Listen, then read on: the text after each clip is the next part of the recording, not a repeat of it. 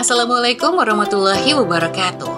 Halo, kembali lagi dengan kami, channel Fakta Kehidupan. Sebelum kita mulai membahas sebuah cerita, izinkan saya untuk menyapa kalian semua. Semoga kalian semua dalam keadaan sehat walafiat dan tetap berada dalam lindungan Tuhan Yang Maha Esa. Oh iya, seperti biasa, kalian juga bisa komen-komen di kolom komentar. Kalian dari daerah mana saja? Atau sekedar memberikan kritik dan saran untuk channel kami. Kali ini kami akan menceritakan kisah yang tentu saja nama dan tempat sudah kami samarkan. Kisah kali ini menceritakan tentang aku diberi obat terlarang oleh babysitterku supaya dia bisa menguasai suamiku. Ternyata dia adalah... Tidak usah berlama-lama lagi, kita masuk ke ceritanya.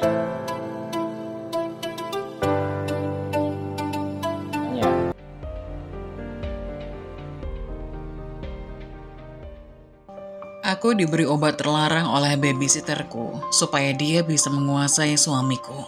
Ternyata dia adalah... Kisah ini diawali dengan seorang wanita bernama Ibu Ninda dan suaminya yang bernama Ferry. Pernikahan mereka sudah berjalan 7 tahun lamanya dan dikaruniai seorang anak pertama yang berumur 3 tahun. Akan tetapi, setelah hamil dan melahirkan anak kedua, anaknya yang berusia 2 bulan itu meninggal dunia. Sang suami pun sangat menyayangi istrinya, sehingga ia tak ingin melihat istrinya stres. Maka dari itu, ia pun mencarikan babysitter untuk menjaga anak pertama mereka. Akan tetapi, hal lain tak terduga terjadi. Di malam hari, Ninda pun tertidur pulas karena selalu merasakan badannya yang semakin hari semakin lemah. Akan tetapi dalam tidurnya ia bermimpi. Malam Jumat nih, bisa dong, kata Ferry sambil tersenyum merayu. Nisa sang babysitter menjawab, "Ih, apaan sih mas?" sambil tersenyum aja. "Siapa suruh bikin aku terbayang-bayang terus?" ucap Ferry. Tiba-tiba, Ninda terbangun kaget. Selalu saja mimpi buruk setiap malam. Kali ini benar-benar tak mengenakan.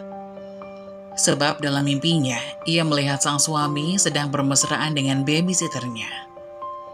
Apakah ini pertanda atau hanya bunga tidur semata? Ninda pun membuka mata dengan sangat malas, kantuk masih melanda. Sakit yang diderita selama kurang lebih sebulan ini membuatnya lebih banyak menghabiskan waktu di tempat tidur. Sebenarnya sakit yang dirasakannya saat ini adalah semua otot dalam tubuhnya terasa begitu lemah. Kata dokter, Ninda mengalami stres tinggi hingga dianggap sering berhalusinasi. Sebulan yang lalu, Ninda kehilangan Rena, bayinya yang masih berusia 2 bulan. Semua terjadi karena kesalahan Ninda.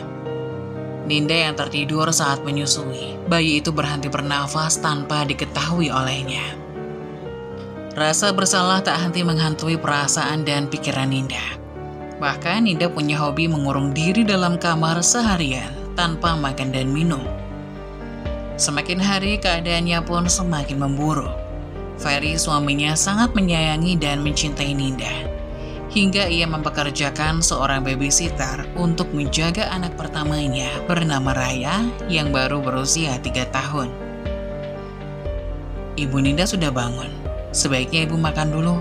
Aku sudah memasakkan makanan kesukaan ibu, ucap Nisa, babysitter yang begitu telaten. Tidak hanya mengurus anak semata wayangnya, namun ia dengan ikhlas membantu segala keperluan yang dibutuhkan Ninda. Ia membantu Ninda untuk bangun. Setelahnya ia meletakkan makanan di atas nakas di samping tempat tidur. Ninda menoleh sekilas dan melihat sup ikan ada di sana, lengkap dengan buah semangka dan 1 buah dessert sebagai makanan penutup. Ia membantu Ninda memperbaiki letak duduknya dengan meninggikan posisi bantal, supaya Ninda bisa duduk dengan nyaman.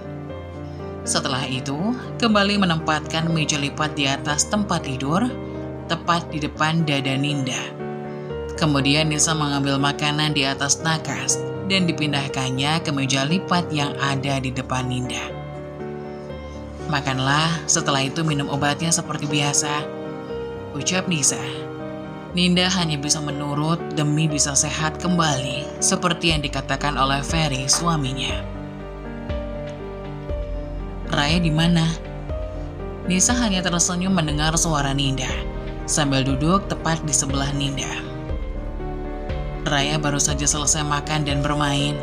Sekarang ini dia pasti sedang tertidur lelap. Kemungkinan dalam 2 jam barulah dia bangun," sebutnya sesekali melihat jam di pergelangan tangan kanannya. Ninda pun diam, tak lagi bertanya, dan mulai menyuap pelan makanan ke mulutnya. Hanya 3 kali suap dan Ninda sudah tak mau lagi. Nisa menyimpan semuanya di atas nakas, kemudian mengambil 1 pil berwarna kuning dan 1 lagi warna biru untuk diminum oleh Ninda. Tanpa banyak bicara, Ninda pun segera menelannya. "Sekarang berbaringlah lagi, nanti bila ada keperluan panggil saja seperti biasa," kata Nisa sambil menunjuk tombol kecil yang ada di samping tempat tidur. Ninda mengangguk pelan.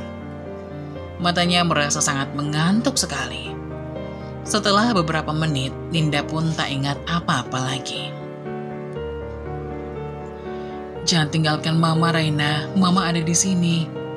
Ninda menangis terus memandangi wajah bayinya yang telah pucat pasi dan tidak bergerak lagi. Sambil mengguncang tubuh bayinya berulang kali dan mencium pipi bayinya itu dengan maksud membangunkannya. Namun semua usaha Ninda sia-sia. Tak lama, Ferry datang. Ia lalu memeluk istrinya itu dan berbisik di telinga Ninda. "Raya sudah meninggal. Iya, dia mati karenamu." Ninda terlonjak kaget melihat pandangan mata suaminya berubah dingin. Ninda bergidik ngeri melihatnya. Mama bangun." Ninda tersentak membuka mata ketika melihat wajah anak pertamanya, Raya, sudah ada di sampingnya. Wajahnya yang imut dan menggemaskan membuat Ninda sadar bahwa apa yang baru saja dialaminya adalah mimpi belaka. Hampir setiap malam Ninda selalu bermimpi buruk. Ninda sampai lupa mana yang nyata dan mana yang hanya mimpi. Ninda pun mengelus-elus rambut anak pertamanya yang ikal panjang itu. Putrinya ini sudah sangat rapi dengan beberapa jepit rambut di kepalanya. "Mau kemana sayang?" Ninda bertanya. "Mama bobok terus. Raya mau main sama Mama. Mama kapan sembuhnya?" ucap Raya sambil merengek. Ninda pun tersenyum mendengar celotehan anak itu. "Mama istirahat dulu. Kalau Raya pintar tidak ganggu Mama pasti sembuh. Yang penting hari ini kita main keluar ya," ujuk Ferry yang sudah muncul di hadapan Raya dan Ninda.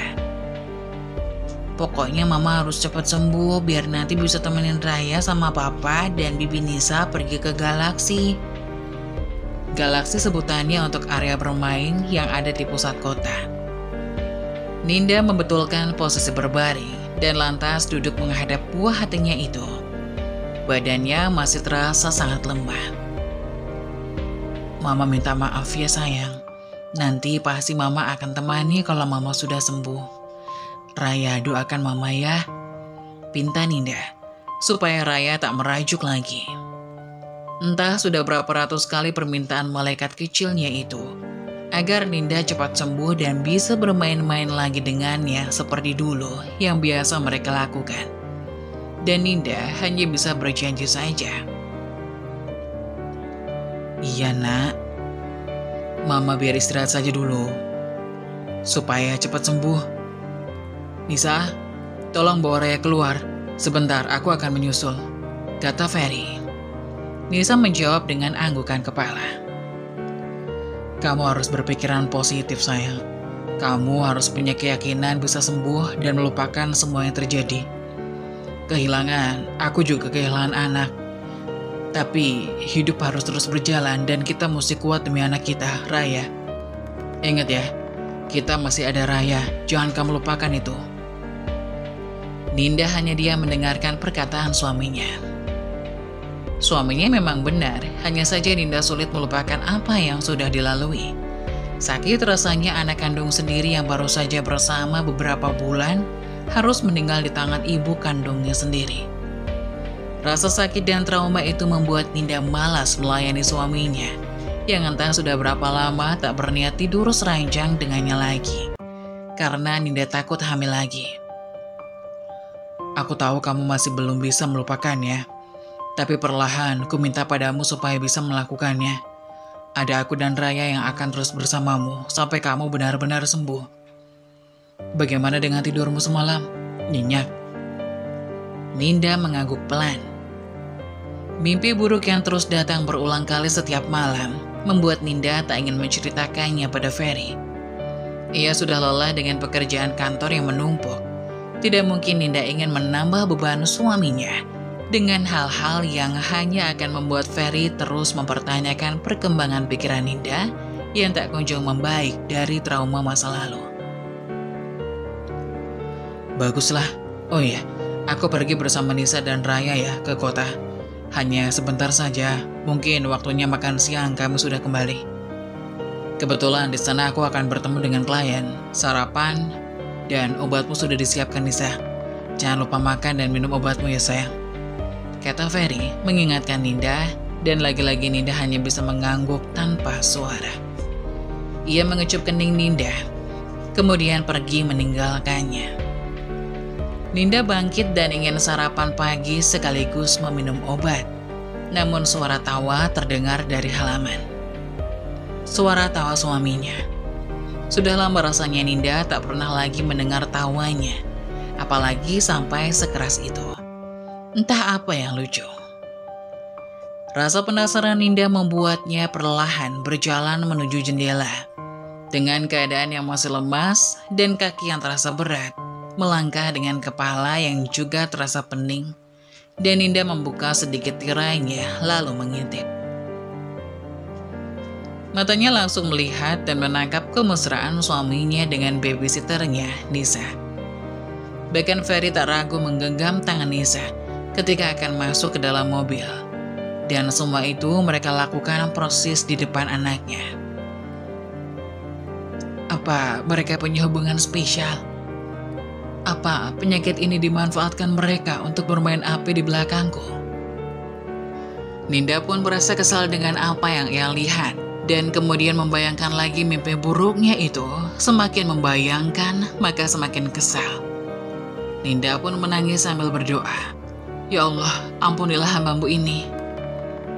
Dengan harapan ia bisa menenangkan pikirannya dan bisa menghilangkan stresnya itu. Saking kesalnya dengan suami, Ninda pun sampai lupa meminum obat dan sarapan yang disediakan. Akan tetapi ia malah merasa badannya lebih ringan dan ia tidak lagi mengantuk seperti biasa. Tak lama, anak dan babysitternya pun sampai di rumah sambil tertawa bahagia. Kemudian suami dan anaknya menghampiri Nisa yang terbaring di kamar. Akan tetapi suaminya melihat bahwa makanan dan obat yang diberikan tadi telah habis dilahap oleh istrinya itu. Ferry pun tersenyum sambil berkata, "Nah, gitu dong. Makanan sama obatnya dihabisin, biar cepat sembuh." Sambil mengelus ubun-ubun istrinya itu. Lagi-lagi istrinya hanya bisa mengangguk sambil berkata dalam hati, "Mana bisa aku makan dan minum obat seperti biasa, jika ternyata kamu yang membuatku semakin stres." Hari semakin hari, dengan keadaan dan suasana seperti biasa. Akan tetapi kali ini, Ninda tidak lagi meminum obat yang diberikan oleh babysitternya itu. Ia hanya memakan makanannya saja, dan ia pun merasa badannya seperti semakin mudah digerakkan. Diam-diam, setiap hari, tanpa sepengetahuan suaminya ataupun babysitternya, ia selalu berusaha untuk hidup kembali normal.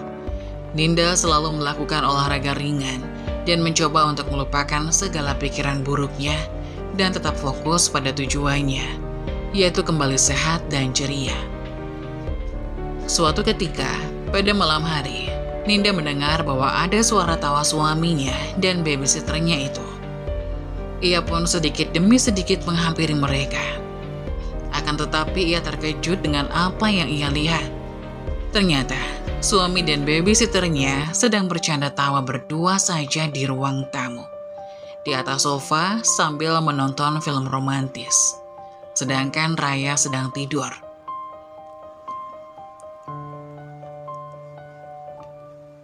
Ninda pun mencoba menahan emosinya itu dengan harapan suatu saat ia bisa membalasnya. Seperti biasa, setiap pagi Nisa pun menyiapkan sarapan dan memberikan obat untuk Ninda. Akan tetapi Ninda yang merasa aneh dengan obat tersebut pun langsung mengumpulkan obatnya. Ketika Nisa sedang pergi berbelanja, sedangkan suaminya pergi bekerja, tak disangka mereka pergi bersama suaminya, mengantar Nisa ke pasar menaiki mobil bersama dengan anak perempuannya. Ninda pun sudah pulih semula. Ia mencoba membawa obat yang diberi babysitternya itu ke apotek terdekat untuk menanyakan sebenarnya obat apa yang diberikan oleh babysitternya itu. Sesampainya di apotek, Ninda pun terkejut ketika mendengar bahwa obat biru itu adalah obat hipertensi. Di mana jika seseorang mengkonsumsi obat hipertensi akan mengalami peningkatan resiko mudah jatuh hingga cedera serius hingga 30-40%. Pasalnya, obat penurun tekanan darah memiliki efek samping pusing, bahkan pingsan-pingsan. Sedangkan obat kuningnya tersebut dikenal dengan nama obat kuning. Namun sebenarnya, obat tersebut mengandung trihexyphenidyl yang memberikan efek samping seperti mengantuk. Jika dikonsumsi setiap hari dengan jangka waktu yang lama, maka akan membuat kelumpuhan pada tubuh. Seketika mata Ninda pun terbelalak kaget dengan penjelasan yang diberikan oleh apoteker tersebut. Setelah itu, ia tidak pernah lagi meminum obat yang diberikan babysitternya. Akan tetapi ia tetap sabar menghadapi dan tetap berpura-pura lemah untuk mengumpulkan bukti-bukti yang kuat agar ia bisa melapor kepada pihak berwajib. Hari demi hari, waktu demi waktu, minggu demi minggu akhirnya sampai pada saatnya Ninda pun sudah tidak tahan lagi dengan kelakuan suami dan babysitternya itu. Ia pun menghampiri mereka yang sedang berduaan di kamar. Entah apa yang dilakukan ketika Ninda mendobrak paksa pintu kamar itu. Ternyata, babysitternya itu dan suaminya sedang berduaan di kamar. Entah apa yang dilakukan ketika Ninda mendobrak paksa pintu kamar itu. Suami dan babysitternya itu sedang bermesraan di atas kasur, seperti suami istri yang sedang bercandaan. Bahkan suaminya tidak mengenakan pakaian. Sambil merekam menggunakan handphone, Ninda pun hanya terdiam melihat tingkah suaminya itu. Dengan cepat suaminya mengambil pakaian dan berusaha menjelaskan ini salah paham dengan kalimat yang terbata-bata. Begitupun dengan Nisa yang langsung menghampiri Ninda sambil meminta maaf. Sambil menahan tangis dan emosi, Ninda pun menyuruh mereka keluar dari rumah itu. Karena ia sudah mengetahui semua perbuatan suami dan babysitternya. Kita selesaikan di pengadilan, ucap Ninda, tegas sambil mengusir mereka berdua. Setelah itu suaminya pun menanyakan, sejak kapan kamu sembuh? Apakah selama ini kau membohongiku? Kata Ferry dengan emosi yang mulai keluar. Ninda pun menjawab bahwa ia mulai berhenti untuk meminum obat yang diberikan oleh Nisa. Karena itulah yang membuatnya terus merasa mengantuk dan lemas. Aku berhenti minum obat itu pada saat kalian akan pergi membawa Raya ke kota waktu itu.